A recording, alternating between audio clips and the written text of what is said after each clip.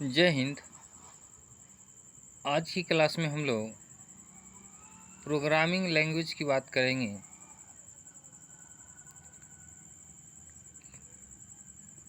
Programming language जो है वह किस तरह से कंप्यूटर के साथ जुड़ करके कंप्यूटर के कार्यों में अपना योगदान दे करके कार्यों को आसान बनाता है। आज हम लोग इसी विषय पर चर्चा करेंगे। तो सबसे पहले different type of computer programming language are developed to simplify the coding. Programming language की बात करें तो यह कोड के द्वारा जो है तैयार किया जाता है। यह प्रोग्रामिंग लैंग्वेज मीन्स कंप्यूटर का भाषा। इसे हम कंप्यूटर का भाषा के रूप में भी जानते हैं। यह कोड के द्वारा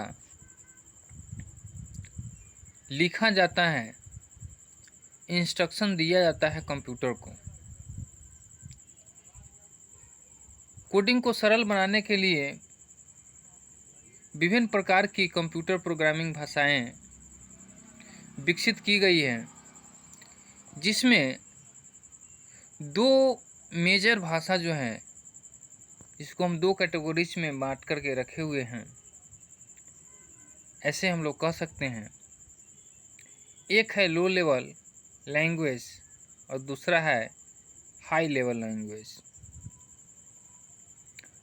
अब हम लोग चर्चा करेंगे लो लेवल एवं हाई लेवल लैंग्वेज का क्या क्या कार्य होता है।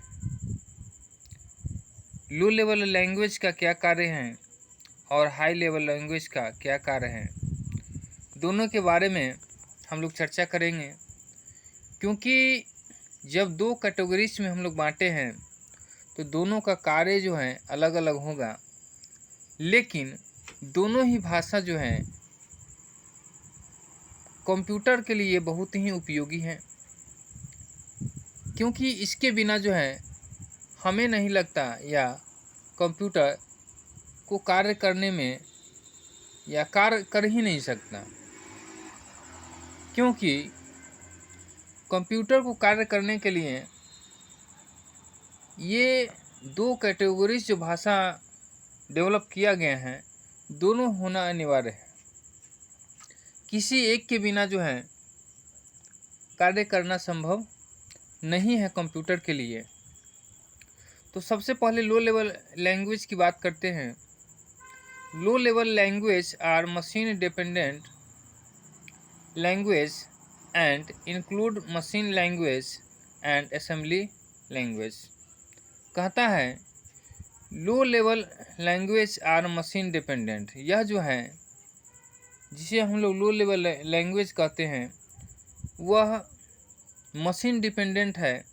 ऐसे कह सकते हैं जो मशीनी भाषा है जिसे कंप्यूटर समझता है उसे लो लेवल लैंग्वेज कहा जाता है।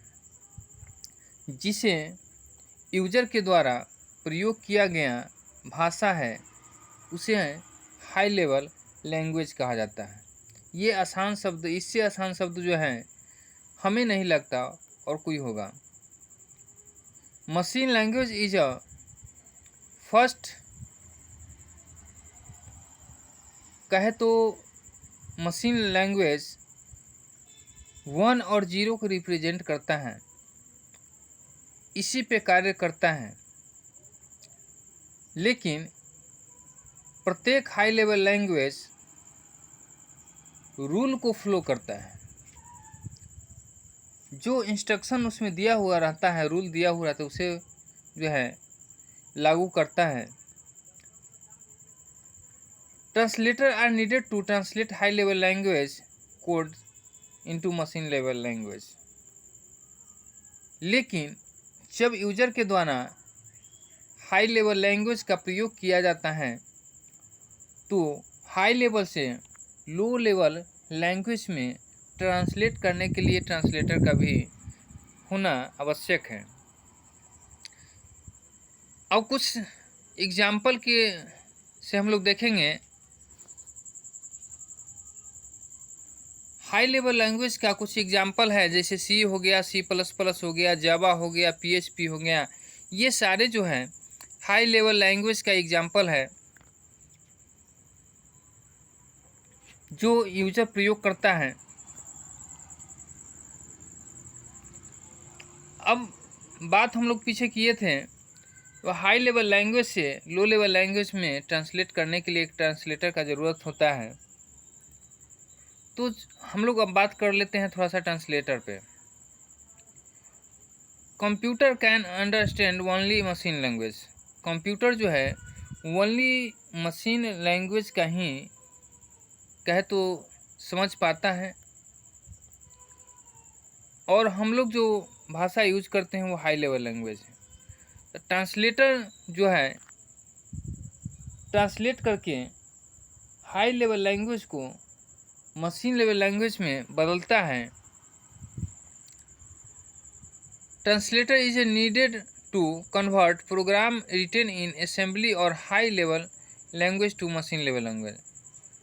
ट्रांसलेटर का जो है ज़रूरत होता है हाई लेवल या असेंबली लैंग्वेज में लिखे हुए प्रोग्राम को ट्रांसलेट करके बाइनरी डिजिट में कहे तो जिसे हम लोग लो लेवल लैंग्वेज कहते हैं उसमें चेंज करना। The program code written in assembly language और high level language is called source code. बहुत ही लाजवाब ये वर्ड है जो कि एग्जाम में अक्सर पूछा जाता है।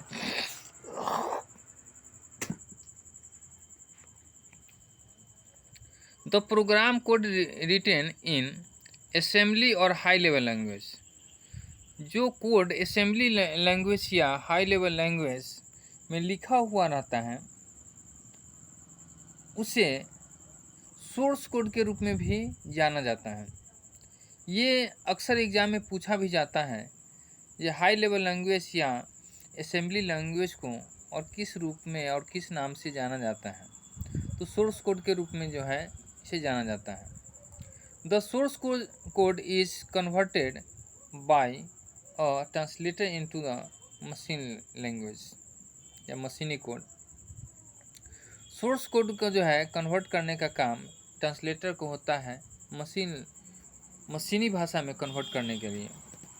अब है the 3 types of translators used in computing system are assembler, compiler and interpreter. कहे तो ट्रांसलेटर जो है 3 प्रकार का होता है, जिसे असेंबलर के रूप में जाना जाता है, कंपाइलर के रूप में जाना जाता है एवं इंटरप्रेटर के रूप में जाना जाता है। ये बहुत ही इम्पोर्टेंट टॉपिक है।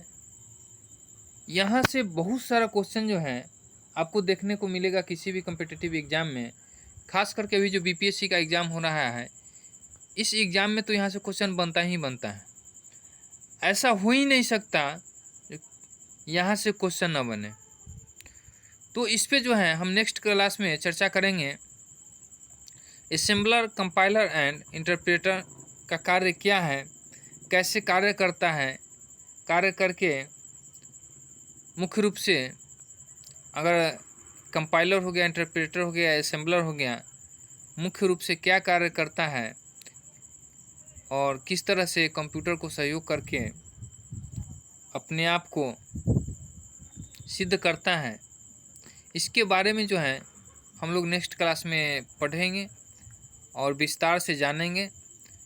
जो भी आप लोग को बताया जा रहा है सारे पॉइंट्स जो है इम्पोर्टेंट है, आप लोग देखते रहिए, इसको जो है रिवाइज करते रहिएगा क्लास को, क्योंकि जो भी मैं बताता हूँ सारे पॉइंट्स जो है इम्पोर्टेंट्स हैं, तो इसे मिस नहीं कीजिएगा। मिलते हैं नेक्स्ट वीडियो में। जय हिंद।